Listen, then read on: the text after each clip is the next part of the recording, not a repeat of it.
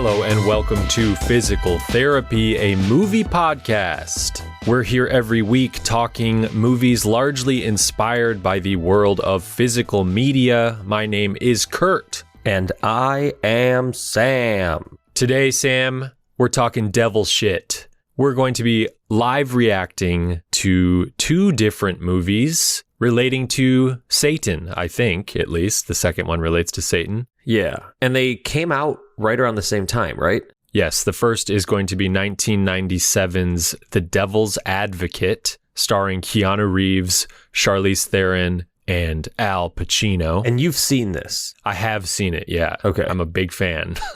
I'm a fan of man. I've not seen it, dude. I'm stoked. Oh my God, I'm so excited for you to see this. The second movie is one I have not seen from the following year, 1998's Fallen, starring Denzel Washington. Which I have seen. Okay, fun. Yeah. I'm not sure if you saw this, Sam, but on the Gladiator 2 press run, Denzel Washington recently told the Times of London, quote, "After Malcolm X, I made some real clunkers. Look them up. I won't say their names. They are all in the 1990s. Wow. So, end quote. So we're going to find out if Fallen is one of them, I think. Dude, to my knowledge, it's not a clunker at all. Although I will say, while we were figuring out this episode, both these movies are so long. They're really long. Yeah, this is gonna be a real marathon. These are both just studio Blu-rays that you and I bought for some reason within the last year. Yeah, we got high on the show. The thing that is driving me the most insane about this episode is I know that one or both of these is gonna get a 4K release, probably from Kino in the next year. Kino has been really great about answering our mid-90s mid-tier movie dreams.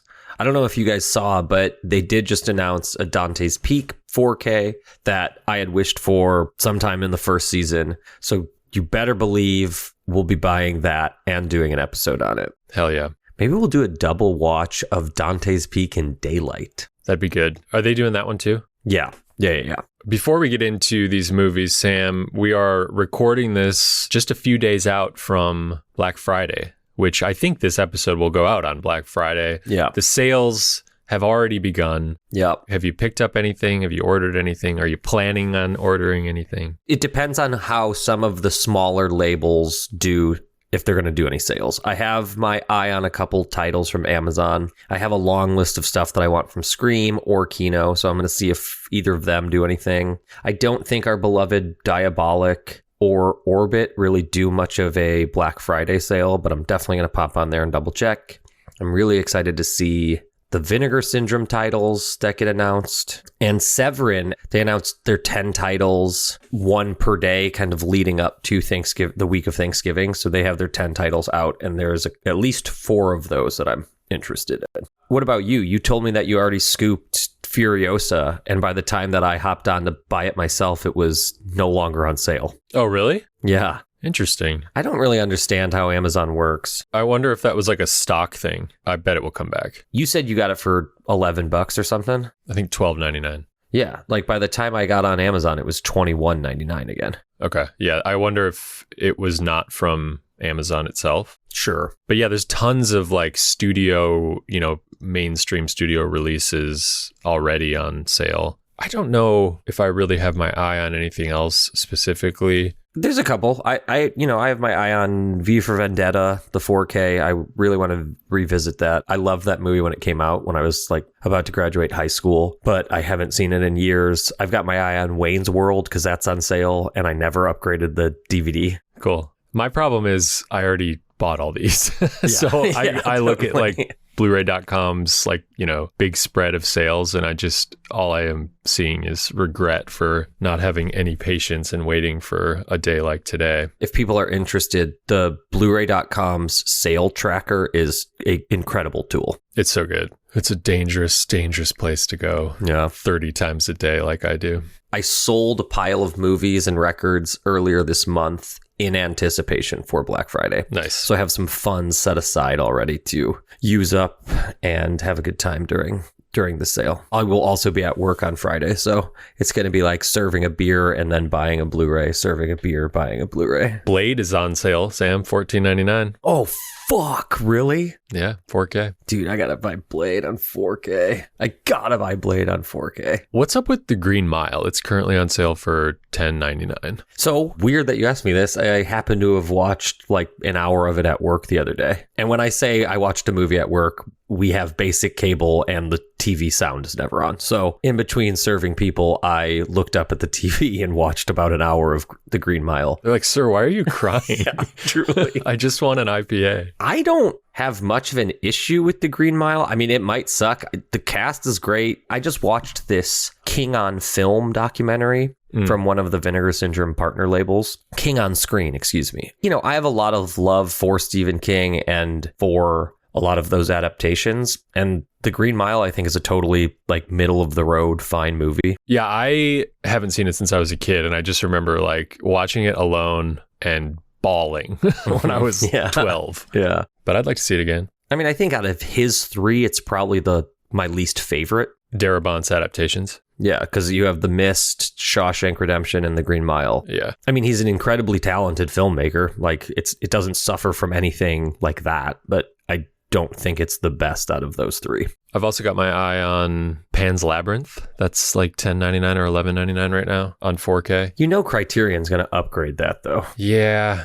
I know. That's what's stopping me. These are the problems, Sam, that fill my life. Is The Mist on sale right now? I don't know. You can get Hacksaw Ridge for $8.49. Fuck, dude.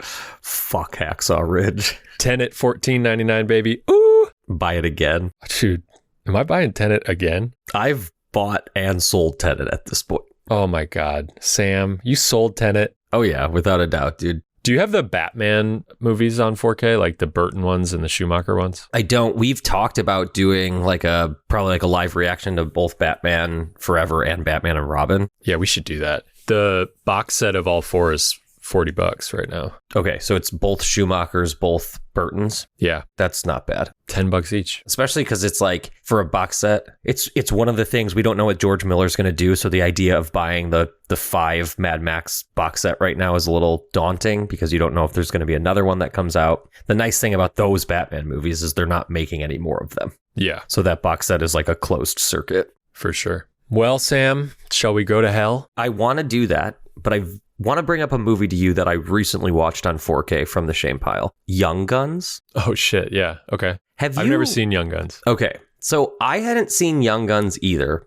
I think if I'd have seen Young Guns between the ages of 8 and 13, I would have thought Young Guns was the fucking coolest movie ever made. Okay. However, at 36, I was like, yo, Young Guns is fucking stupid. Isn't Tom Cruise in Young Guns? I think he's in Young Guns 2. He's like an uncredited. Oh, it's Young Guns 2? He gets like shot off a roof? Yeah, I'm pretty sure it's Young Guns 2. Gotta get that one. Emilio Estevez, Kiefer Sutherland, Charlie Sheen, Lou Diamond Phillip, Dermot Mulroney, Hell yeah. Jack Palance, Terrence Stamp. Wow. Yeah, it's really fucking dumb, dude. It's like, it's one of those movies where, like, video game gunplay, where it's just like a guy shooting 2 revolvers at another guy, and somehow he's shot him like 42 times, although those guns carry, 6 bullets each. Yeah. It's a lot of that type of stuff, and like people not getting shot when they're standing right next to one another, and it's just very silly. It came out in 88, but it's a Western, and they use a soundtrack that would have been for like a drama/action movie in 1988. So it's this very modern sounding soundtrack over these vistas and everything, and it doesn't work in any way. And you bought this on 4K? Oh yeah. So now I own that, which I think I'll probably be selling or trading in for, money to buy V for Vendetta and sell that immediately. Who the fuck knows? Well, Sam, I can tell you right now that if you get $12.99 for your Young Guns, you can spend it on Horizon on 4K. Dude. Part 1. I will tell you that Young Guns is better than Horizon Part 1. I completely forgot you saw Horizon. Oh, yeah. Until this moment. Yep. Saw Horizon, watched the first 10 minutes, fell asleep for the next 25, woke up to watch the next like 3 fucking hours of that. Well, speaking of hell, should we go there with our first title, The Devil's Advocate? Descend into the depths of madness. Wow. How long is this movie, Sam? When am I going to see you again? Dude, it's like 2 hours. 2 hours and 24 minutes. Yeah.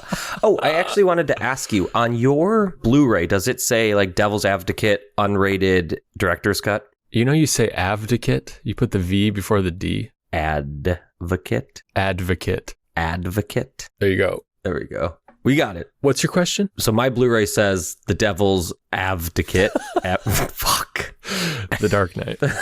But then it says the fucking title of the movie, and then it says unrated director's cut. Oh. I just want to make sure we're watching the same thing. It would seem that's the only one that is available, yeah. Okay, good. Although you can get The Devil's Advocate in a 3-pack Blu-ray bundle of 7 Insomnia and The Devil's Advocate. Wow, what a weird trio. For $12.21 on Amazon. We'll tell you all about The Devil's Advocate when we are back from watching it. Are you ready, Sam? Yeah. So if you guys want to watch along with us, pause the pod, watch a 3.5 hour movie, and then jump back on and we'll get into it. Can't wait. All right. We'll see you guys soon. We are back. Sam, tell me that you loved that movie as much as I did. Yeah, I did. It's way better than City Hall, the last Al Pacino movie that I watched. Wow, I believe that. Wow, what a fucking weird movie, dude. The Devil's Advocate from 1997 is about a young defense attorney living in Florida, played by Keanu Reeves. He is married to Charlize Theron, and he has never lost a case. So who comes knocking? The big city. A big law firm brings him up to New York to help put together a jury, because this is one of his great skills, is selecting a jury who will go in his favor. And this leads to a full-time position at a law firm that is essentially run by Al Pacino, who, spoiler alert, is Satan. Yeah.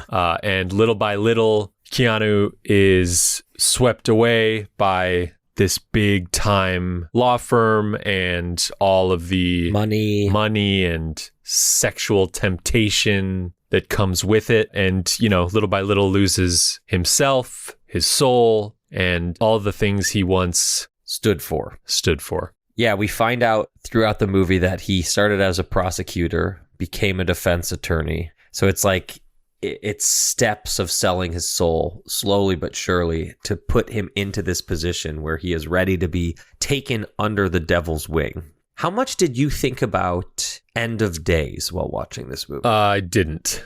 I can see it in the sense of it's like a very similar time and place. Well, like End of Days is happening down the street. The late 90s obsession with what's the new millennium going to bring? Is it somehow going to bring the devil? Is really silly. Yeah. Is this the last Al Pacino performance before it's totally insane? Is this not qualify as totally insane? Yeah.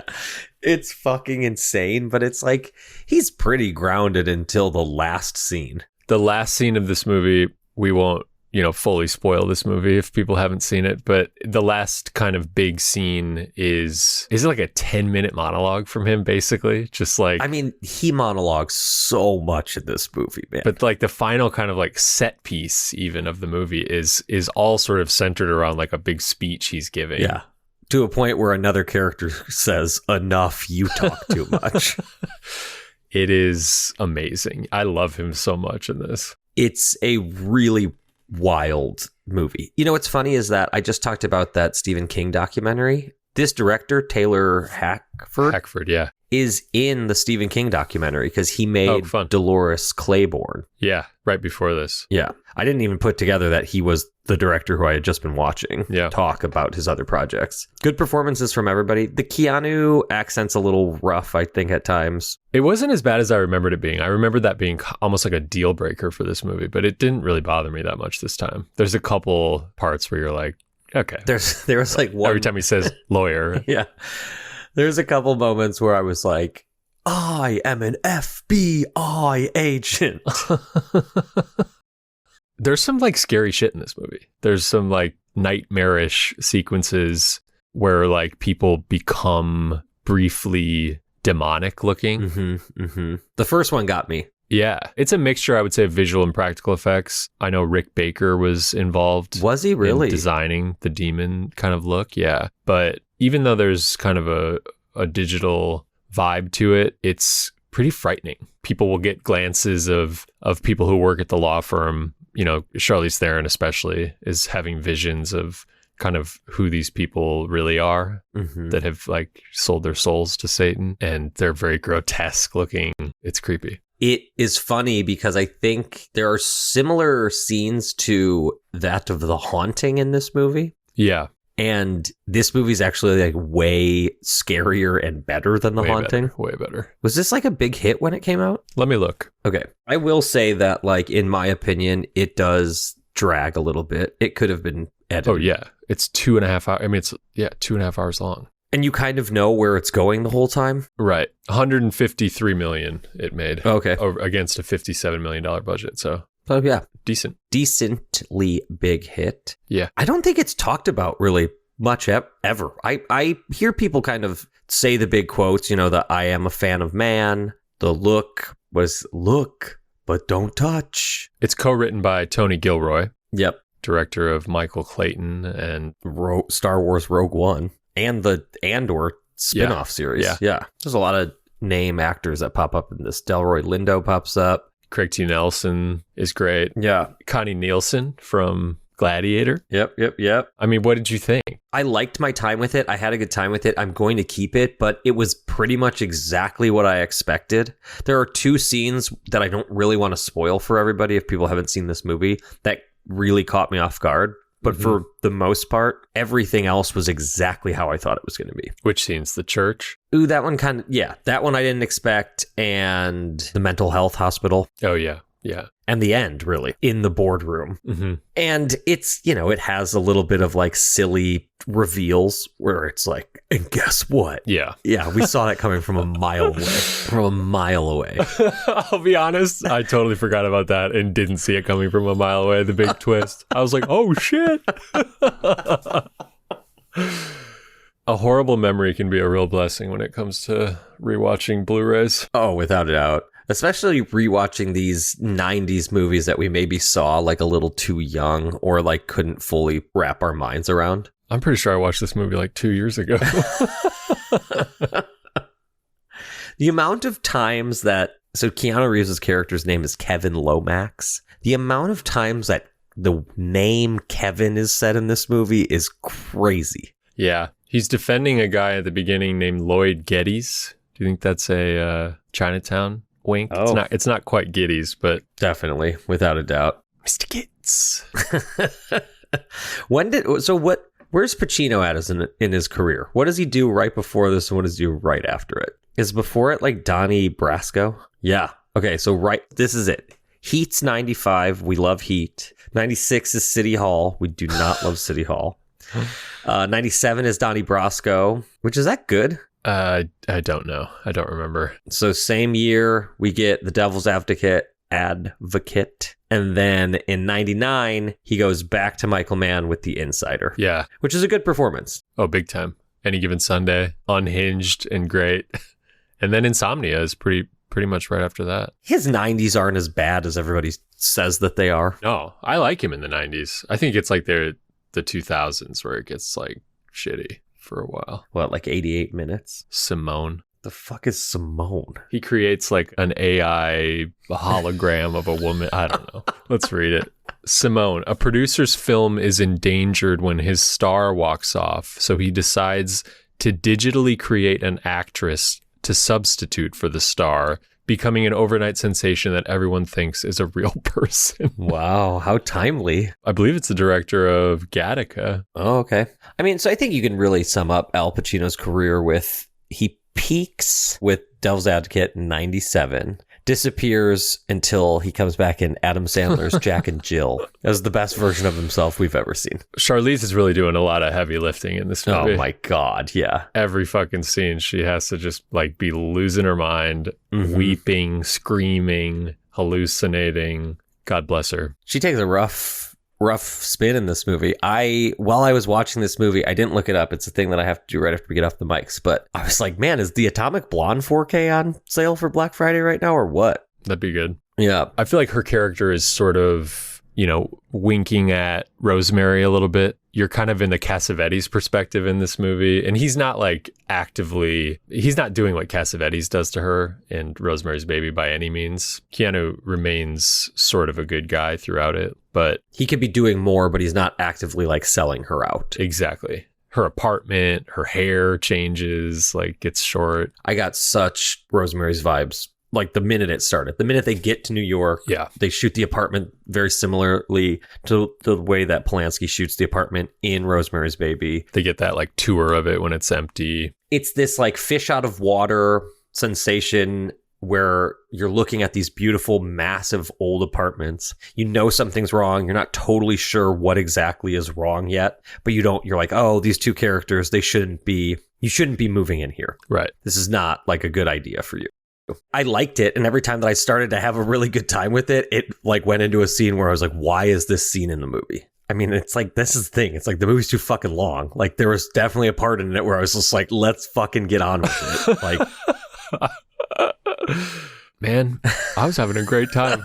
We're recording this like in the middle of the day, and I had a great afternoon. I mean, I'm having a good afternoon. I'm going to go watch something else, but it's like, I think you can pretty much do without all the Delroy Lindo stuff. I agree. He's like a Haitian immigrant who they have like a test. Yeah, he like kills a goat in his basement and is charged with like a health code violation, but he does it for like religious purposes. And Keanu is tasked with defending him. But it's in a weird way because it's like it's not necessarily like a test trial, but it's kind of a test for Keanu to prove that he's good enough to join the firm. But we've already seen him interact in courtrooms. Yeah, it's repetitive from like the opening of the movie, which involves Keanu knowingly defending like a child molester. Yeah, that scene was rough, honestly. Yeah, for sure. You see him kind of make a decision to win the case despite the revelation that his client is very guilty. And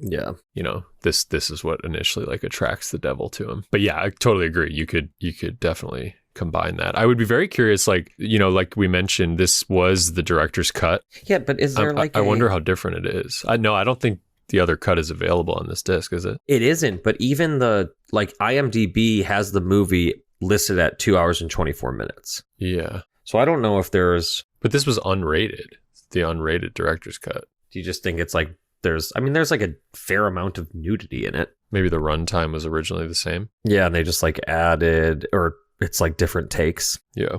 I mean, if anybody's a devil, I can't even fucking say the name of this goddamn movie, man. If anybody's a devil's advocate scholar, please let us know. What's different? Why is this unrated in director's cut? Well, I'm glad you finally saw it, Sam. We don't get a lot of courtroom dramas anymore. So I'm always down for, we did Primal Fear on the show earlier. I love a good 90s courtroom drama. This one... I mean, this is basically like The Firm, but the devil is in it. Yeah. It's like very similar to that. The Firm also runs for too fucking long, too. I mean, they're both novels. That's probably part of it, too. This movie, while being too long, also feels like they took out... I wonder how much they shot for this versus like what we ended up seeing. Yeah, I mean, it's definitely like a ton of scenes. There's a lot of scenes in this movie. It really moves. Like that's the other thing is it's 2 hours, 2.5 hours. But despite narratively being like, oh yeah, you could have probably lifted this little subplot, I did not get bored. It's a weird thing when you like expect something of a movie and then it literally just like checks every single box. And you're just kind of... Yeah, I'm just like, oh yeah, totally. This is exactly what I thought it was going to be. If they put this on 4K, would you get it? No, I think I'm fine with the blue. If Arrow put a big box of this on 4K, would you get it? Yeah, of course I would. I'd be like, I don't need that. And then you would send me a text message that you bought it and I would see it somewhere and I'd be like, well, fuck, I guess I have to get that now. I can't wait to pay full price for a 4K of this the day it comes out, sit on it for 2 years, watch it, and be blown away by the twist ending all over again. You just said she's in, Connie Nielsen's also in Gladiator, but what else do I know her from? Little movie called Basic, perhaps, starring Travolta, Samuel L. Jackson, and Connie Nielsen. Yo, what's up with Basic? Basic is sick, dude. Is it? I have no idea. But when it came out, that was a movie that it came out like right when I had a computer with like QuickTime on it. Okay. Where you could download trailers off of Apple Trailers website. Yeah, I remember and you could that. download like a 260p quality trailer. Hell yeah. And I remember watching that trailer for Basic like 50 times before it came out. Is Basic a Friedkin movie? No. It's too bad it's not. I mean, Basic is... Oh, you know who it is? Who? John McTiernan. Oh, shit. Dude, what's up with Basic? Is Basic on Blu-ray? I'm in for Basic. Dude, not on Blu-ray. Wow. No Basic for any... That seems like a Kino movie, like right up Kino's alley. I wish. Mill Creek Entertainment is the studio. Okay. A DEA agent investigates the disappearance of a legendary Army Ranger drill sergeant and several of his cadets during a training exercise gone severely awry. And my memory of it is that it's sort of like Rashomon style, the story. Oh. You see like the same thing a few different times. Oh shit, it is on Blu-ray, but we've talked about this, I think. I don't know, maybe even on the show. It's on Blu-ray, but it's only available in a 2-pack with SWAT.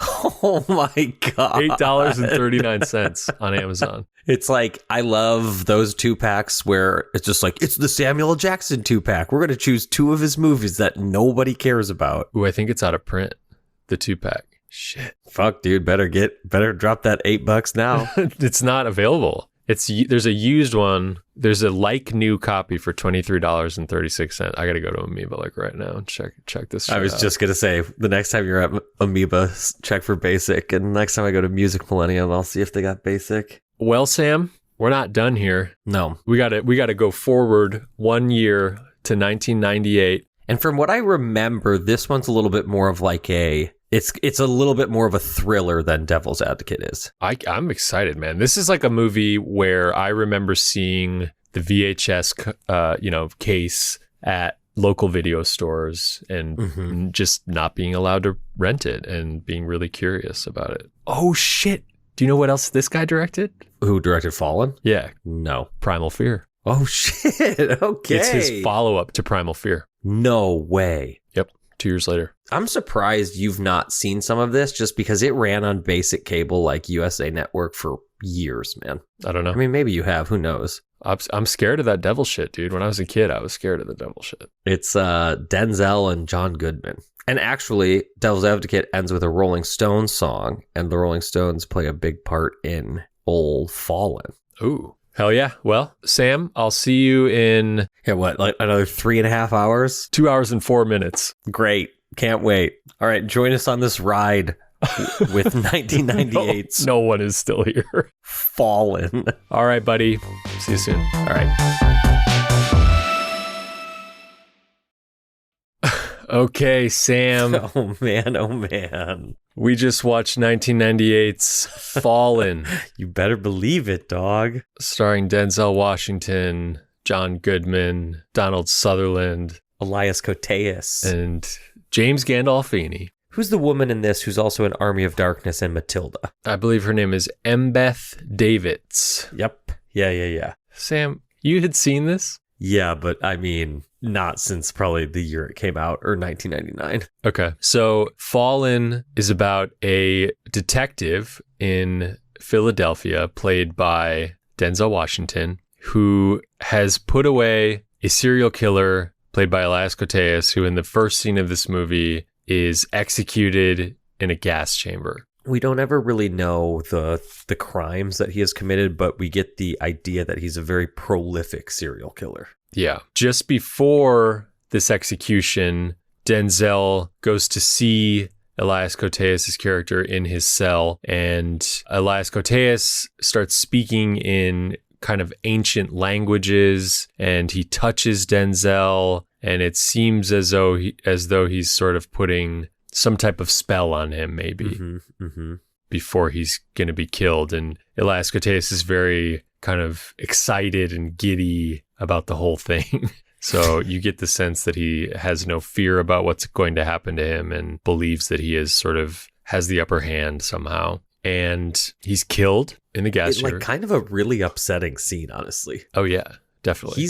He's really intense in that scene. As soon as he dies, you get your first glimpse of like demon vision, we'll call it, for lack of a better word, which is like it's not like Bleach Bypass like style film, but it's like, it looks like Traffic or like a Tony Scott movie. Yeah. Remember that commercial where it was like, you wouldn't steal a car? Yeah. It's the same palette as that commercial. And it's like slightly... it's always on an angle. It's like sort of warped. And this demon vision is like floating around the room, and it ultimately kind of lands on this cop who has like, pressed the button to make the gas start.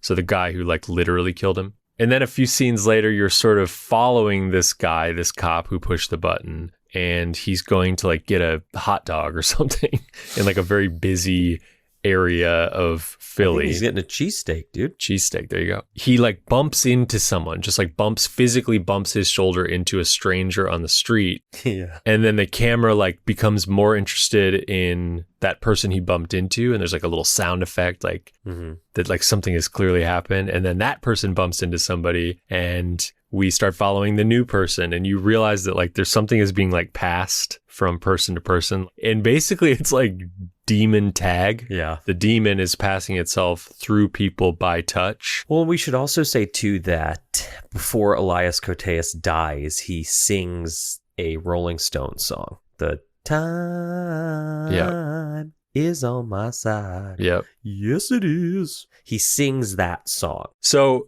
a demon is essentially after Denzel, the demon that was once Elias Koteas. And it's sort of revealed halfway through the movie that he was like a fallen angel. He's like not a human being ever to begin with, but he is like an ancient fallen angel. And it seems to be he's taking, his anger out on Denzel for basically catching him and killing him. Yeah. He's, for whatever reason, it's never really explained, other than Denzel might be one of like a chosen people to fight said demon, but because he's a cop. Yeah, there's a lot of gross propaganda in this movie. But Elias Koteas shakes his hand right before he goes to the gas chamber, and he's not able to pass into Denzel. Yeah. So he kind of like uses that anger as a fuel to fuck up Denzel's life. Exactly. So that's basically what it's about. What did you think of this movie? I was having a pretty hard time with it for the most part.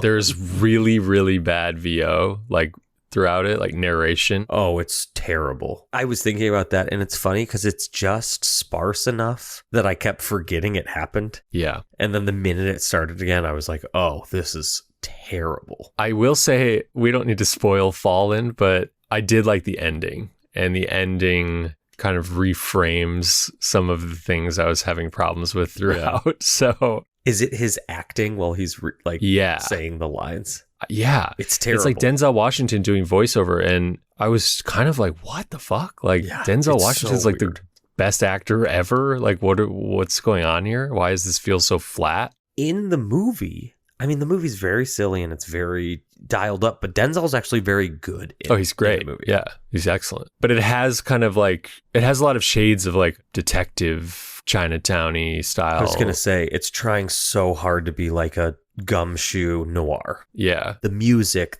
the framing of Denzel in a lot of scenes, the voiceover. I mean, the way that it all comes together feels it wants to be way more of a noir picture than it actually is, because it's got this like insane storyline to it, which is like ultimately Denzel Washington's fighting a demon named Azazel. Definitely my next cat's name. But it ultimately is just like 30 minutes too long, and I do think that there's a good movie somewhere in here, unfortunately. Sam has taken his headphones off and left, and now I'm here talking to myself.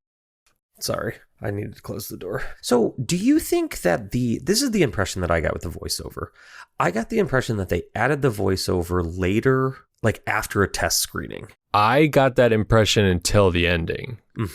Fuck it. People, if you don't want Fallen spoiled, we'll see you next week. But yeah, honestly, basically, this movie ends in kind of a showdown between Denzel and Azazel, who is, like we said, throughout the movie, taking form in all these other people because Elias Koteas is dead. Well, let's clarify, too, that he's got a certain limited amount of time that he can be without a body. Right. So, like, the demon soul can only exist for so long outside of a human subject. Yeah, it has to, like, hopscotch between people. And by the end of the movie, Azazel has taken the body of John Goodman, who is Denzel's good friend, and Denzel, by this point... And partner. Yeah, exactly. Sorry, his partner.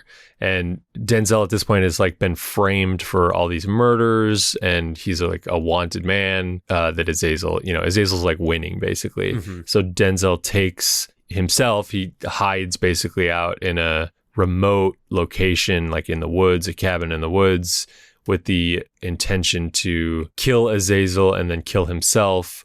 So Azazel has no opportunity to hop to any new body because he has to do it in a certain amount of time and they're out, isolated. Yeah. And the beginning of the movie is Denzel Washington in this location in sort of a flash forward to the ending, and he's running through the woods and collapsing, and you don't really know why. But he says, like, I've been poisoned. Well, his voiceover says, let me tell you about the time I almost died. And then at the end of the movie, I had pretty much given up on this movie, Sam. This got me. Is this really what did it for you? I just was like, okay, I didn't see that coming. And maybe I need to rewatch Fallen now with this brand new perspective. But you realize that Denzel Washington's character is dead. Yep. And the VO is not his character. It's Azazel. Yeah. And he's saying, let me tell you about the time I almost died. Because Denzel almost got him. But evil won. Azazel hops into a cat and runs its ass off to find somebody. Into my apartment. Into your apartment. And its name is fucking McCready. Exactly. Okay, so when you figured that out, when this all happens in the movie, were you now like, this is a good performance on the voiceover? Unclear. Yeah. I got to see it again. It's wild. But I did like the whole time, as you said, it was just sort of like, oh, fuck, this is just like absolutely came from a test screening. They have hired Denzel back and he is reluctantly like Harrison Ford styling this VO. Yes. But then it turns into sort of this Kaiser Soze kind of moment. And you're like, oh, shit. Okay. It's not good, but it definitely, it justified the VO, at least as a creative choice, I think. Why is Primal Fear like infinitely better than this movie? It is infinitely better, but it also like has that same twist ending. It's sort of the Shyamalan problem where it worked once and now it's like every goddamn time. I didn't hate this. It's not good. Do you like this better than Devil's Advocate? I think Devil's Advocate is a 10 and this is a 4. I don't know if it's that big of a difference. I mean, if we're comparing the two. I don't like this better, but like, again, it was a weird thing with my experience with Devils only because it was like the exact thing that I thought it was going to be. I was like, I don't really remember what happens in this movie. So I had like no expectation other than I was like, I remember it being like a gritty crime thing. And it's not gritty at all. And it's like not good. We talked about the kind of the visualization of the demons hopping from person to person. That shit is way overused. Oh, without a doubt. They needed to do that one time. So we got it. And but there are like 3 sequences where they are just loving the way it looks, and it does not look good. Well, especially because the camera does all the work for you. I mean, in the sense of like it cuts from that demon vision to a camera pushing in on the person it just passed to, and then it pans over to the next person that it's passing to. It's like the camera's already doing the work. We don't need the demon vision. And just people bumping into each other with like mysterious sound cues. It's like it works once, Okay, dude, but I have a take. While I was watching this movie, I was like, you know what this is? This is the good version of Long Legs. Whoa. Go on. It's a demonic movie that's dressed up as a serial killer movie. Uh-huh. It's about an obsessed detective trying to solve whatever crimes are happening and not being open to the supernatural until about the halfway mark. And then they become way more open to that idea being real. And then it ends ultimately with the demon kind of winning.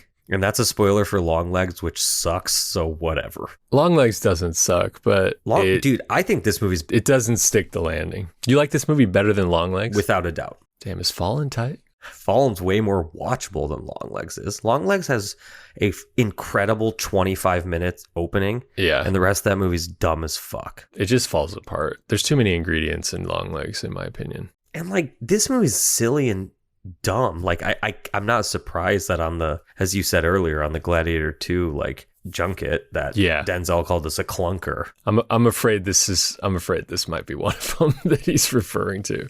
Yeah, without a doubt. It's ridiculous. But again, his performance is really good. Oh, yeah. It's way better than anybody's performance in fucking Longlegs. I have mentioned on this podcast recently, I think that I am deep in the middle of just loving The Sopranos and discovering it for the first time. This is 1 year before Sopranos starts and features James Gandolfini as kind of a morally gray cop in, the same kind of office as Denzel, same precinct. What a mustache. Yeah, with a handlebar mustache. Dude, and Janice. Yeah, and his sister on Sopranos is in it too. I really thought that this was probably like between season 1 and 2 of Sopranos or something. Oh, funny. Okay. I didn't really look up the date of when Sopranos started until afterward, but I was like, he's really trying to differentiate himself with that handlebar mustache, but no, just a choice.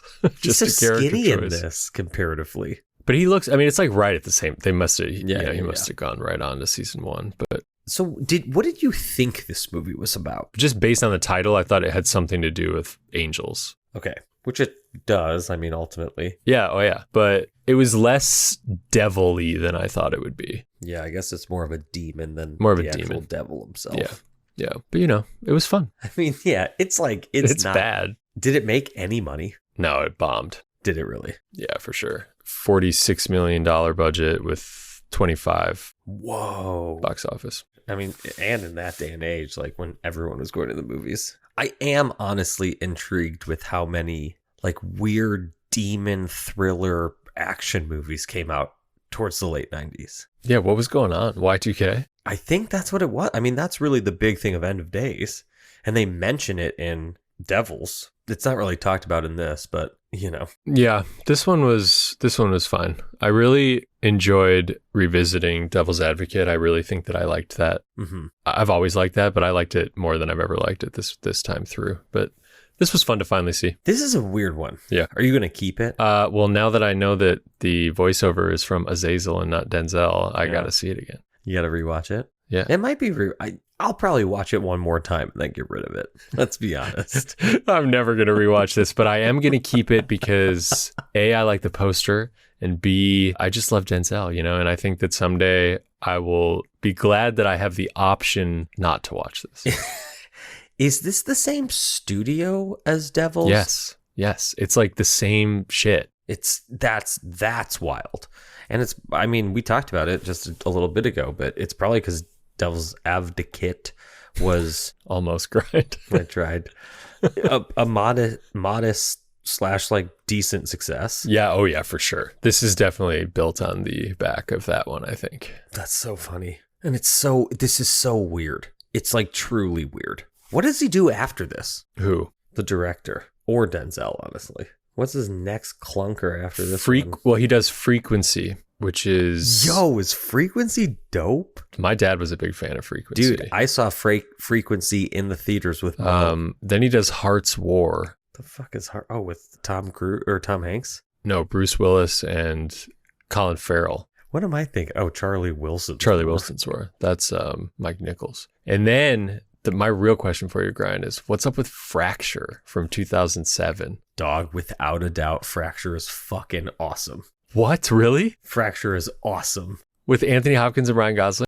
Fracture is without a doubt fucking awesome. I'm pretty sure you told me that Fallen was without a doubt awesome, FYI, but I will trust you. Dog.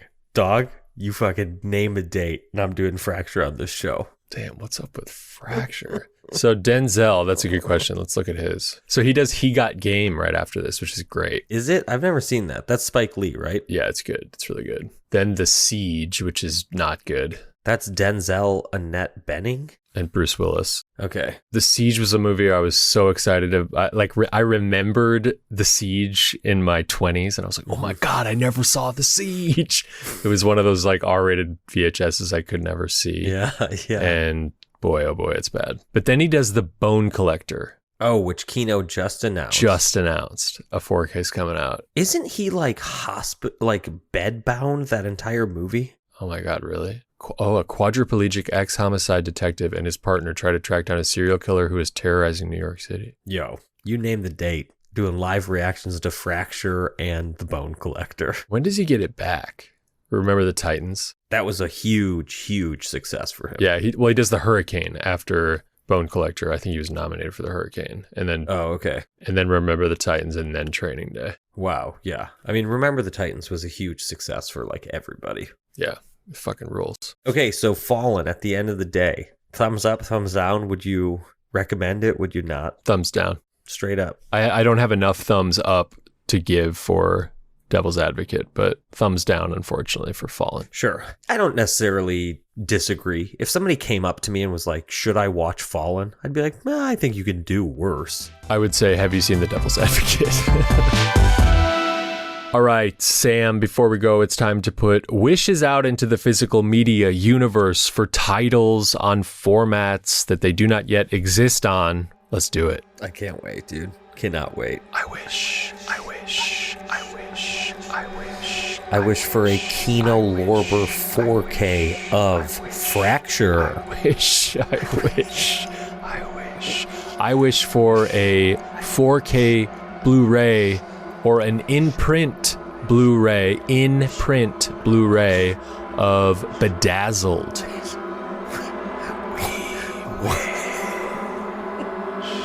What the fuck is Bedazzled? Brendan Fraser sells his soul to the devil in exchange for a series of wishes, and the devil is played by Elizabeth Hurley. And it rules. It's hilarious. Does it? Well, it did, at least in my memory. I loved that movie as a kid. Elizabeth Hurley might have had something to do with that, but it's really funny. He's really funny in it. Have you seen it? You remember when he's the huge basketball player with like bleach blonde hair and he's just like sweating profusely? No, I don't. I've seen like 4.5 minutes of it. Well, let me tell you, Sam, it is on Blu-ray and currently the asking price on Amazon is $130. Holy fucking shit. You know, here's hoping. I wished for the 2007 movie Fracture that we just talked about 12 minutes ago. I saw this movie in theaters. I loved this movie. It's a great Anthony Hopkins. I don't think I really knew who Ryan Gosling was at this point. I can't believe this isn't a bit. Like, dude, it's like a legal thriller that's really good. I couldn't tell you what it's about. Oh, wait, yeah. Oh, it does? It has a 7.2 on IMDb. Anthony Hopkins shoots his wife and confesses to the crime, but he's like an expert lawyer. And then Ryan Gosling's got to prove him guilty. Prove him guilty? Yeah. Didn't he confess? Yeah, but it's like... Is he representing himself? Yes, Anthony Hopkins represents himself. Guess who's in it? Beth Davids. Oh, shit. Let's look this up. You want a 4K from Kino? Yeah, I mean, there's apparently a Blu-ray of it. Nothing else. There is a Blu-ray. Give me a 4K, man. I don't think we can keep doing these episodes. I was going to be like, let's just watch Fracture, and do a live reaction. But like, I don't even know if my mom wants to hear that. This one's going to be divisive. These are two movies that I don't think anybody cares about. This is fucking burning it down. But when we're old and gray, Sam, we can listen to this, look back. And you know what's going to happen? It's going to be 40 years from now, and I'm going to go, oh shit. What's up with Fallen? I got to pull Fracture out of the shame pile and throw it on. Well, everyone, that's it for the last episode ever of this pod. No, we'll be back. Thank you for joining us. We're coming back next week with... Yeah, what are we doing next week? We've rated our piles, our shelves for comedies. We're going to be talking about several titles each for that. I am excited for this. I have one that I've been excited to watch. Me too. This is a good idea. We haven't done a comedies episode yet, and I'm looking forward to it. A big thank you to Patrick Laban for our music and Kimberly Wilming for producing this show. Thank you, Kim. Thank you, Pat. Sam, I'll see you next week. We'll have lots of laughs. Okay, can't wait. Watch out for, what's his name? Azalea? Azalea? Azazel. Azazel. Who's, is there a demon named Baphomet? Bezelby? Beelzebub? Beelzebub. What's that? Yeah, I'm pretty sure that's the devil. All right. Well, Sam, watch out for all those. If you see the letter Z, run the other way.